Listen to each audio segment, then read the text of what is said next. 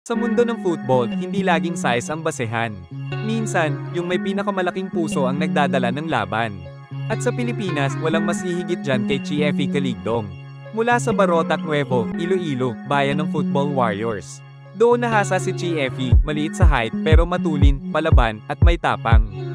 2004 unang beses nagsuot ng jersey ng national team.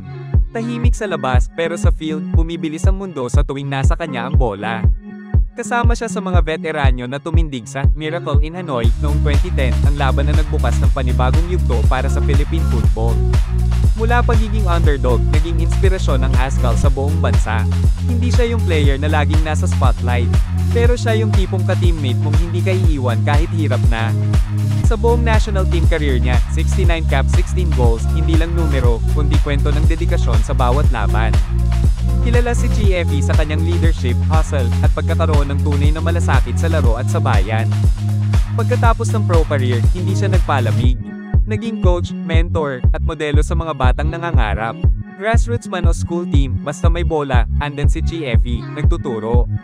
Emelio Chiefy Caligdong. Hindi lang dating winger, isang bayani ng football, isang alamat na buhay pa ang epekto. Mula Barotac hanggang buong bansa, ang kwento niya ay paalala, hindi mo kailangang maging malaki para maging dakila.